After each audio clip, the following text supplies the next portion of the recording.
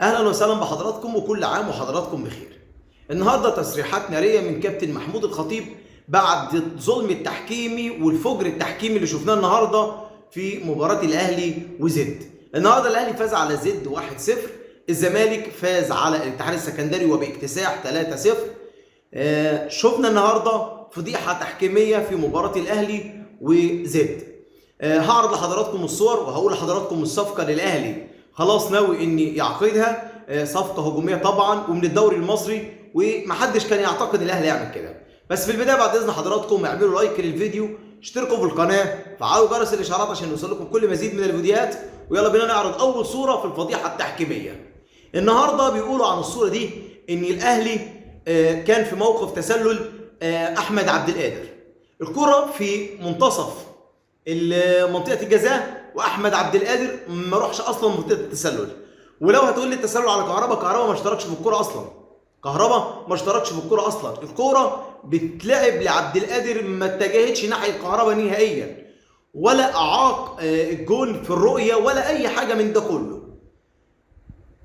تقنيه الفار كانت تقدر تصلح الفكره دي وتخلي هدف يكون هدف حقيقي، لكن ظلم تحكيمي، فجر تحكيمي. وقلنا الكلام ده ان الاهلي بيتعرض للظلم التحكيمي، بيتعرض للضغط. كل ده وكل الاجواء مش مساعده لاعيبه النادي الاهلي. النادي الاهلي النهارده ما كانش موفق في بعض الكرات. طاهر برضو ضيع كام كوره، بس الاهلي عمل النهارده 23 هجمه، 23 هجمه وكلها هجمات خطيره، مش شوطات على المرمى وخلاص. بس وسام علي قدر يثبت بالفعل ان انا ما ينفعش اكون بره. موديست حقيقي المفروض يريح شويه، يلعب على نفسه كده لحد ما يكون يثبت وجوده ان يقدر يلعب ويقدر يدينا او يقدر يفرجنا على الابداعات اللي شافها مارسيل كولر. عشان كده جاب موديست. طب انا كان نفسي النهارده يعني كل الناس سواء اهلاوي او زملكاوي او ايا كنت، حتى لو بتشجع زد، انا عايز اعرف الكوره دي تسلل؟ الكوره دي فيها اي حاجه تقدر تطلع لي في الكوره اللي قدامك دي اي وجهه نظر ان الحكم ما احتسبهاش ليه هدف وقال لك ان الكوره تسلل؟ والراي مان كمان لا، لاي مان ده موافق ان 100% ان الكوره تسلل. طب ما في فار بره نقدر نرجع له. طب ترجع لتقنيه الفار تصلح لك الصوره ولا كمان تدوس على اللي انت قلت عليه؟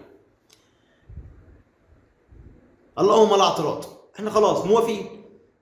الاهلي عدى المرحله دي، كسبنا 3 نقط. حاجه مهمه جدا النهارده من الواضح انها محتاجه انها كل جماهير النادي الاهلي تكون عارفاها.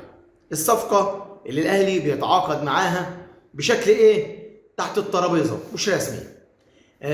لسه الاهلي ما اعلنش عن الصفقه دي، ولكن بعض المواقع كتبت عن الصفقه.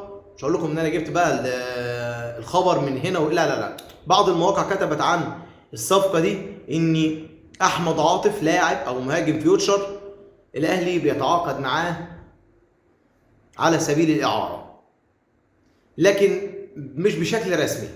اول ما الموضوع هيكون بشكل رسمي طبعا كلنا هنكون عارفين. بس انا حبيت اعرفكم ان الاهلي بيلعب فين دلوقتي واتجاهه رايح فين. مهاجم طبعا احمد عاطف كان النهارده في مباراه المصري، ابدع في مباراه المصري.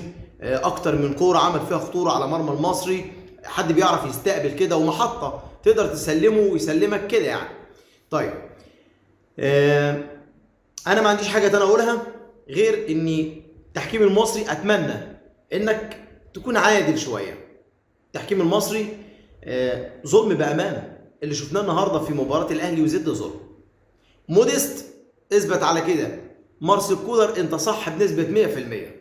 موديست المفروض يكون كده، ينزل يشارك تيك اواي اخر كام دقيقه، لكن ما ينزلش بشكل اساسي من اول مباراه. وسام علي ارشحك انه يكون اول واحد ينزل في المباراه. طاهر برضو يريح شويه، لان طاهر برضو اخذ كام كوره بيتفزلك شويه اثناء الشوط، يعني الكوره بتتشاط بفزلكه وكام هجمه خدهم ضيعهم وبشكل مفرط بصراحه.